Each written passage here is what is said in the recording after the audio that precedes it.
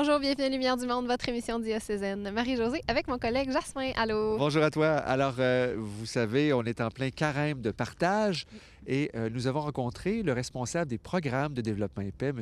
Guy Desaulniers, pour nous parler de la situation en Syrie.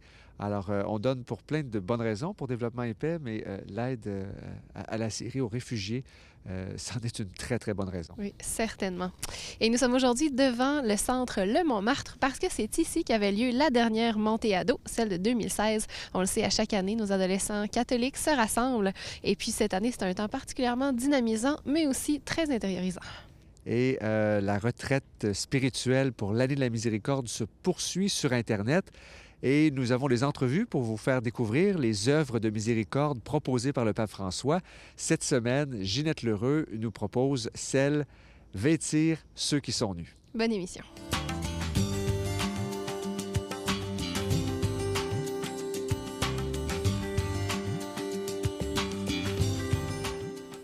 Cette semaine, dans notre réflexion sur les œuvres de miséricorde, nous abordons le thème « Vêtir ceux qui sont nus ». Je suis en compagnie de Mme Ginette Lheureux. Bonjour. Bonjour, Débora. Ginette, forcément, vêtir quelqu'un, c'est toucher à son corps. Il y a un lien particulier là, avec la chair. Oui, c'est incontournable.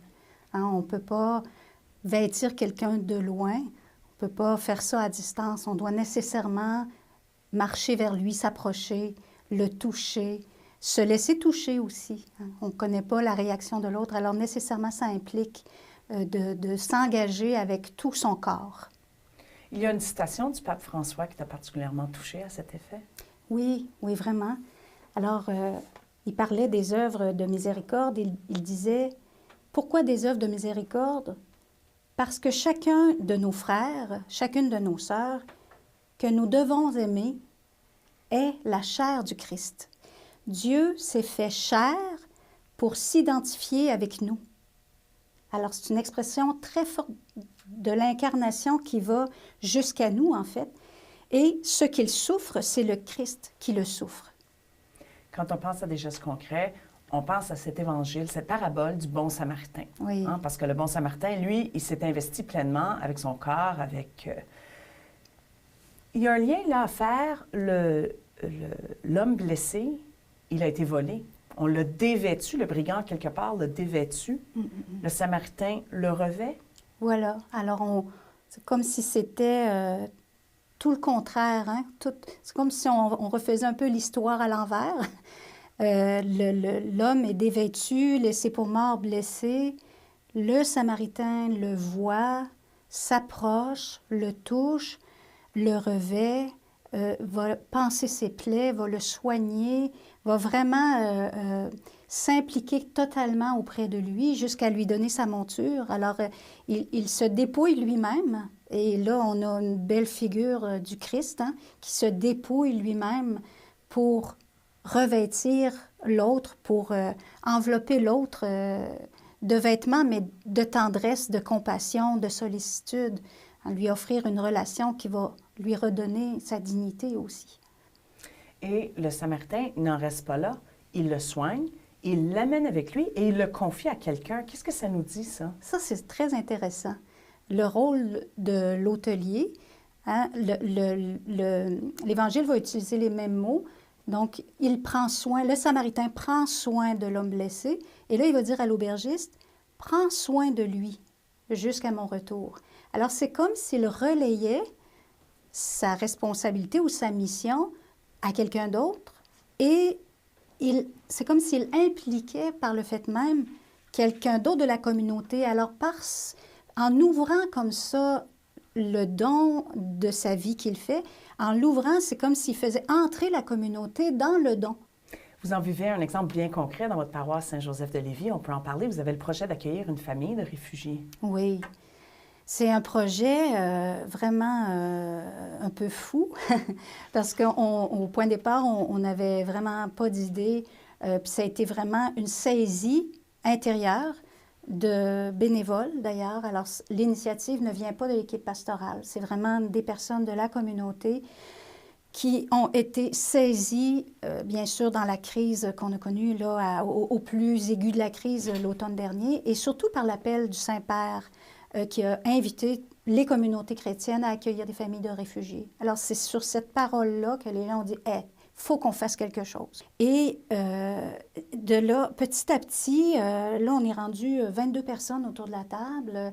À chaque fois qu'on a une réunion, il y a quelqu'un qui s'ajoute parce que il est saisi à son tour et dit « Ah, moi, je veux faire quelque chose. Il faut que je fasse quelque chose. Je ne peux pas rester chez nous.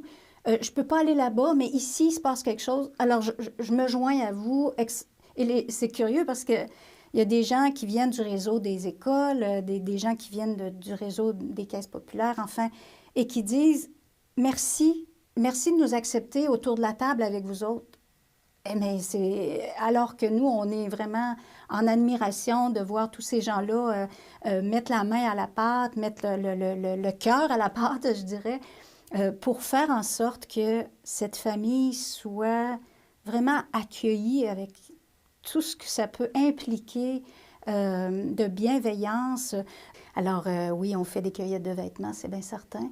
On recueille toutes sortes de choses, mais au-delà de ça, c'est de leur offrir l'amitié, de s'impliquer nous-mêmes, hein, de se donner un peu soi-même pour des personnes qui sont étrangers, qui vont arriver avec presque rien, avec qui on aura de la difficulté à communiquer parce qu'on n'a pas de la même langue. Alors, on a vraiment à favoriser la rencontre de l'autre dans cet accueil-là, ce projet-là de cette famille qui s'en vient. Il est donc question de revêtir l'amour du Christ et l'offrir. Voilà, à notre tour, d'essayer de faire un peu comme lui a fait, puis de redonner à notre tour. Merci. Plaisir.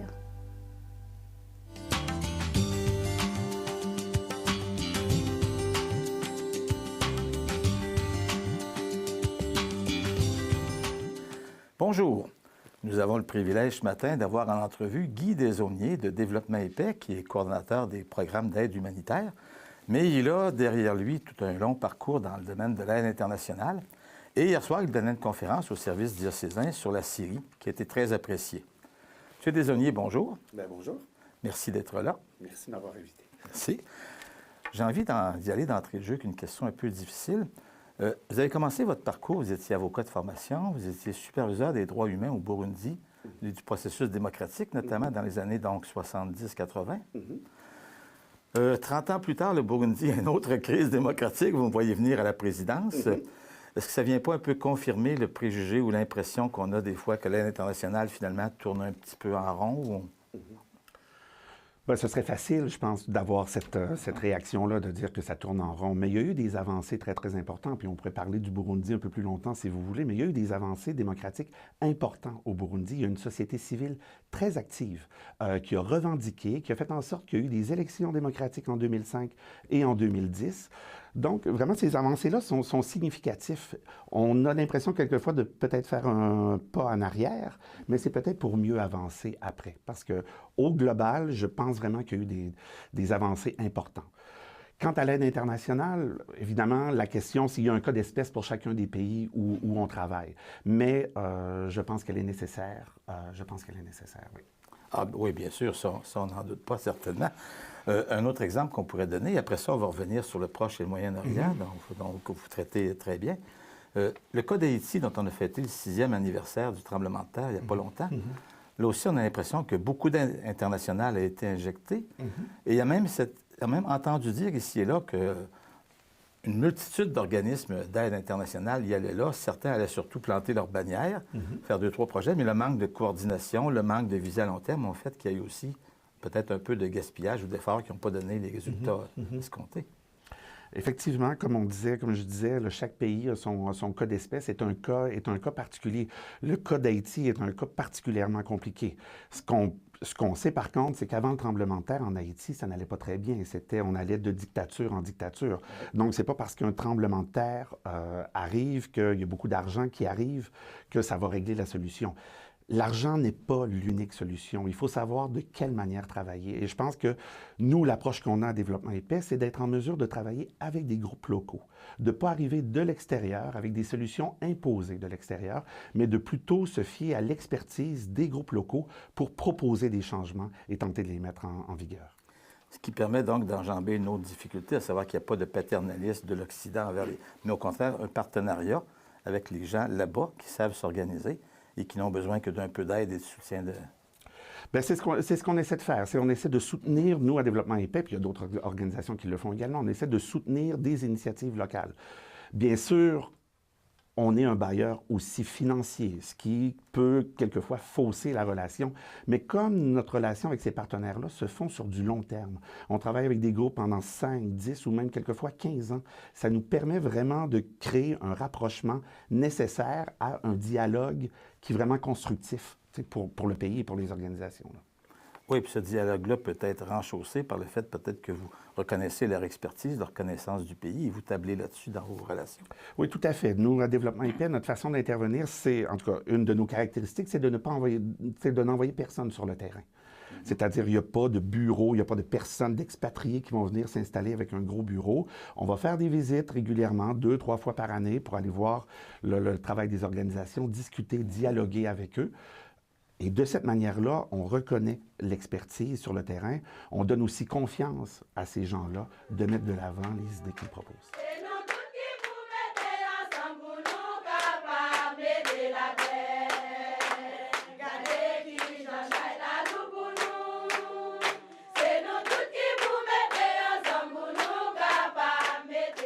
Et bien sûr, une situation qui préoccupe beaucoup, en tout cas dont on entend beaucoup parler, c'est celle de la Syrie. Voilà, nous y arrivons. La Syrie qui va bientôt, pas fêter, mais souligner 5 ans de guerre civile. Oui. Tout à fait. C'était le 17 mars 2011 en Syrie où il y avait les premières manifestations, particulièrement portées par les jeunes du pays qui voulaient, qui souffraient d'un taux de chômage très, très élevé, 40 %, et qui voulaient avoir accès au travail et qui voulaient une plus grande démocratie dans ce pays-là. C'était une suite du mouvement qu'on a appelé du printemps arabe. Oui, c'est la même revendication un peu partout. Un peu partout, qui avait démarré en Tunisie, qui ont été en Égypte, et qui ont plus ou moins réussi dans chacun de ces pays. Le premier pays, d'ailleurs, Tunisie, que je viens de nommer, vraiment, on peut dire que cette révolution-là du printemps arabe a bien réussi. Il y a eu des élections dernièrement qui se sont bien déroulées. On a vu l'alternance au niveau des partis politiques qui ont pris le pouvoir. Donc, vraiment des très bonnes nouvelles.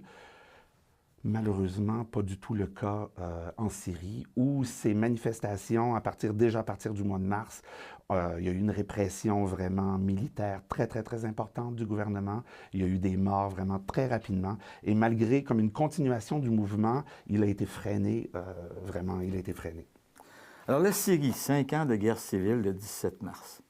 Est-ce qu'on va finir par en sortir, pensez-vous? Vraiment, malheureusement, quand on regarde l'évolution de la situation humanitaire, malheureusement, les choses ne font qu'empirer d'année en année. Je présentais des statistiques hier soir au moment de la conférence. Par exemple, il y avait, en mars 2012, 1 an après le début du conflit, quelque chose comme 35 000 morts. On se retrouve aujourd'hui, 5 ans plus tard, au plus de 260 000 morts dans ce pays-là. 14 millions de personnes déplacées en besoin d'aide humanitaire à l'intérieur du pays, 5 millions de personnes réfugiées dans les pays limitrophes. C'est une situation vraiment très, très, très difficile. Et ces 5 millions de réfugiés, vous en parliez hier soir, vous avez aidé à distinguer. On a l'impression, effectivement, qu'il y a comme 2 catégories de réfugiés. Il y a ceux qu'on a vu beaucoup à la télévision, qui se pressent aux portes de l'Europe, qui frappent à la porte et qui sont plus ou moins acceptés. Et il y a tous ceux dont on entend beaucoup moins parler, qui sont dans les camps de réfugiés.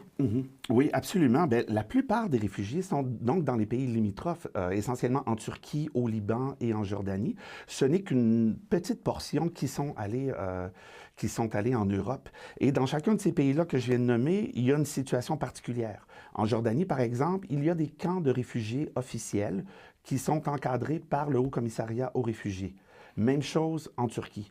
Par contre, au Liban, les 2 millions de réfugiés qui sont là-bas, il n'y a pas de camp de réfugiés. Donc, les 2 millions sont intégrés dans la population libanaise. Et juste pour vous situer un peu, au Liban, il y a 4 millions de personnes. La population libanaise dans ce pays-là, c'est 4 millions. Et il y a 2 millions de réfugiés. عشنا كله خوف كله رعب القذايف حولنا وحوالينا وكله بننهزم على منطقة شو بدك أحسن وتركنا بلادنا وتركنا أرضنا وتركنا كل شيء وجوزي فات وما بعرف عايش ميت ما بعرف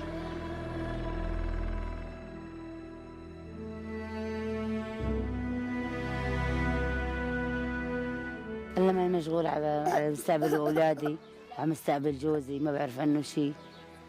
وكيف شو مصيرنا إحنا؟ ليك على الوضع وليك على الحال. شو بدنا نسوي؟ ما إحنا عارفين شو بدنا نسوي.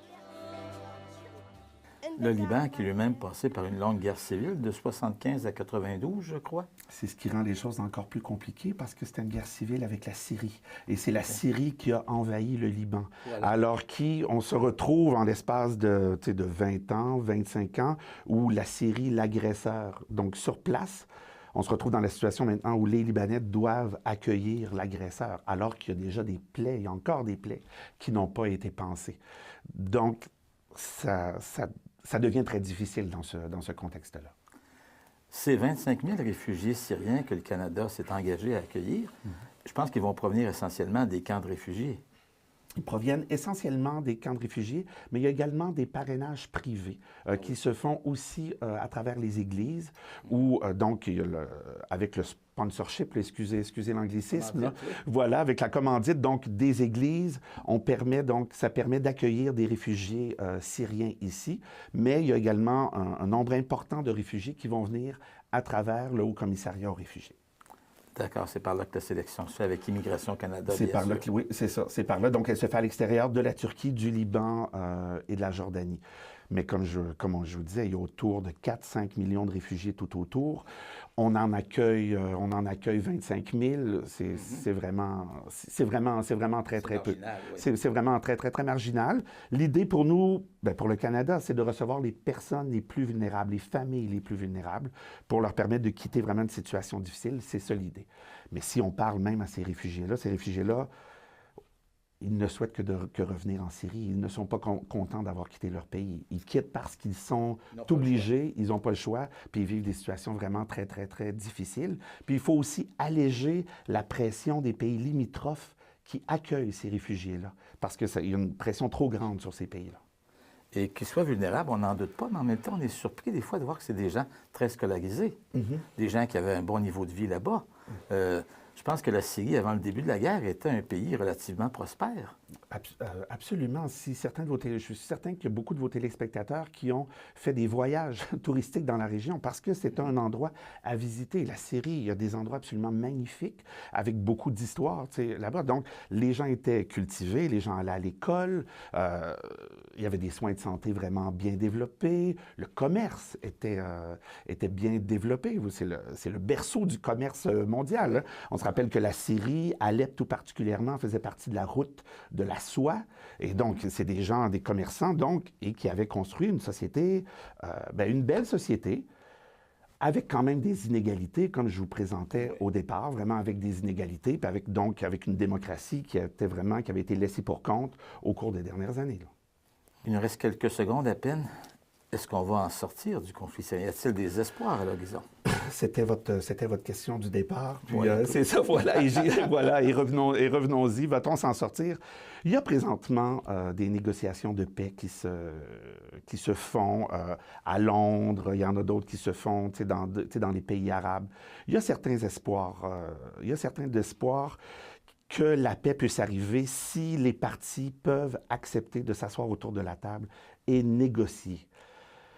Et je pense que dans ce contexte-là, le Canada a un rôle important à jouer pour influencer ce processus de paix-là. Parce que nous, à Développement et Paix, et beaucoup d'autres organisations également, croient que ce ne sera pas une solution militaire à ce conflit, ce sera une solution politique négociée. Et je crois que le Canada peut faire des pressions pour tenter de travailler en ce sens. C'est ce qu'il faut souhaiter, et c'est pourquoi peut-être on peut aussi de notre côté prier. Merci beaucoup, M. Desaulniers. Ça m'a fait plaisir. Merci.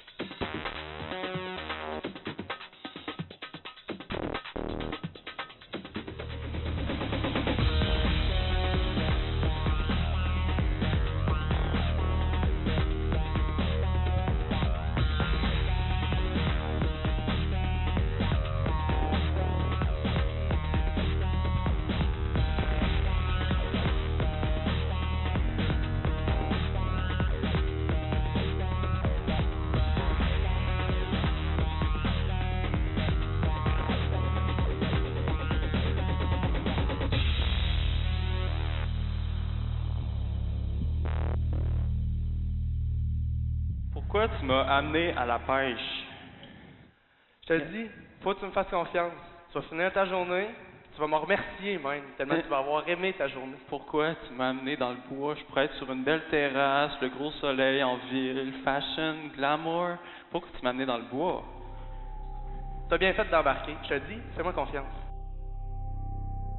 Aujourd'hui, c'est à vous, à chacune et chacun de vous, que la question se pose. Est-ce que tu crois que tu es fait pour vivre de grandes choses? Parce que quand on embarque avec Jésus, c'est clair qu'on fait le choix de vivre de grandes choses. Pour moi, c'est ce qui est arrivé. Et pour vous, est-ce que vous croyez, est-ce que tu crois que tu es fait pour vivre de grandes choses?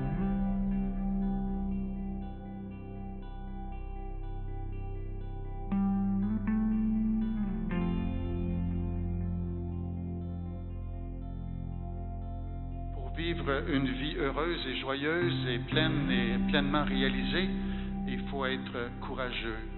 Il faut avoir du courage, c'est vrai, parce que, comme je viens de le dire, la vie n'est pas toujours facile.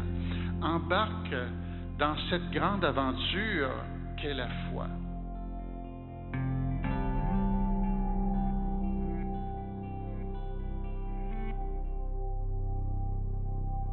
Ne perdez pas l'espérance. Le Seigneur a un grand rêve à réaliser avec vous. Le Seigneur a un grand rêve à réaliser avec vous. Viens, Esprit Saint, aide-moi à embarquer dans cette barque avec Jésus. Ce qui agite cette barque, ce qui m'empêche d'embarquer. Aide-moi à te les remettre, Seigneur. Viens, Esprit Saint, souffler sur cette barque avec un souffle doux. Viens, Esprit Saint. Pourquoi c'est important toute cette préparation-là? Pourquoi c'est important que Jésus embarque dans nos affaires? Pourquoi c'est important que Jésus vienne dans notre vie? Qu'il se trouve une petite place, un petit coin. On ne lui donne pas beaucoup de place des fois. Hein? Des fois, là, on lui donne une petite place dans nos repas. Alors, au début du repas, on fait « Au nom du Père, du Fils et du Saint-Esprit ». Puis si on est à la cafétéria à l'école, on fait « Au nom du Père, du Fils et du Saint-Esprit ». Ce que ça veut dire, c'est que Jésus, après être embarqué dans notre vie, il veut nous embarquer dans la sienne. Et quand on a vu à quel point Dieu peut agir dans nos petites affaires, dans notre relation avec nos parents, dans notre relation avec notre blonde, dans notre problème d'emploi, dans notre problème de ci, notre problème de ça, quand on a vu que Dieu est capable d'agir là-dedans, on peut commencer à lui faire confiance, puis c'est là que le fun commence.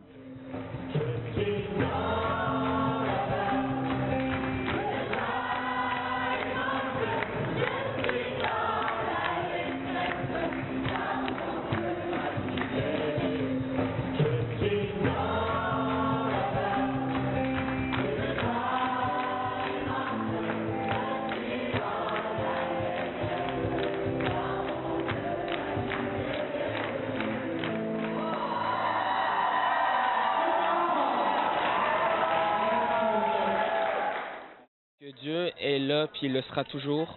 Puis rien que le fait qu'on croit en ça, ça peut nous permettre de nous sentir mieux, puis d'avoir de mieux avancer dans la vie grâce à ça, en sachant que Dieu est présent puis qu'il nous aime. Je peux appliquer la miséricorde si je laisse Dieu rentrer dans ma vie, puis que en toute situation, en fait, dès que je sens que quelqu'un a besoin de mon pardon, souvent je vais pas être capable, mais je vais demander à Dieu de m'aider, puis là ça va être plus facile. L'idéal, finalement, c'est de se donner pour être heureux. Comment être heureux, c'est de se donner pour les autres, se donner pour Dieu, pour les autres, pour, admettons, juste animer des groupes de jeunes qui ont besoin des plus jeunes. Ben, c'est comme une manière de se donner, puis tu sais, c'est en se donnant qu'on est heureux. Quand c'est quelque chose pour les autres, sans vraiment t'attendre à quelque chose en retour pour toi, pour ton bien à toi, mais vraiment que tu le fasses pour les autres. C'est de vivre en résonance aussi avec ce que l'Église dit et de comprendre surtout, de pas prendre, de comprendre vraiment son message pour pouvoir vraiment le faire résonner dans ma vie avec un sens et non pas juste les yeux fermés, quoi.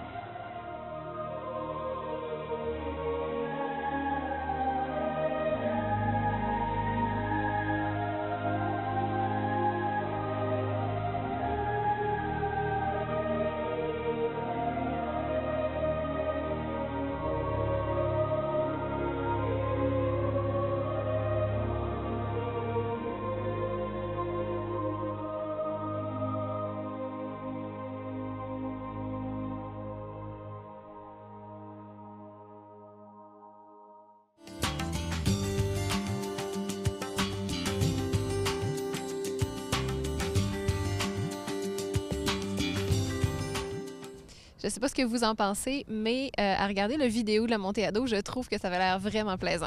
Oui, et puis Thomas Malenfant, vraiment, bon, vous savez, c'est l'un des plus jeunes prêtres au diocèse de Québec. Et il a tellement un bon charisme de prédicateur. Oui, son enseignement aux jeunes, il est sur notre web télé ecdq.tv. Allez jeter un coup d'œil. On se retrouve la semaine prochaine à l'émission. On aura une autre œuvre de miséricorde qui nous sera présentée, celle d'accueillir les étrangers. Également, on fait un retour sur le congrès eucharistique international qui a eu lieu aux Philippines. Et on vous présente la porte de la miséricorde de Saint-Joseph de Beauce. À bientôt.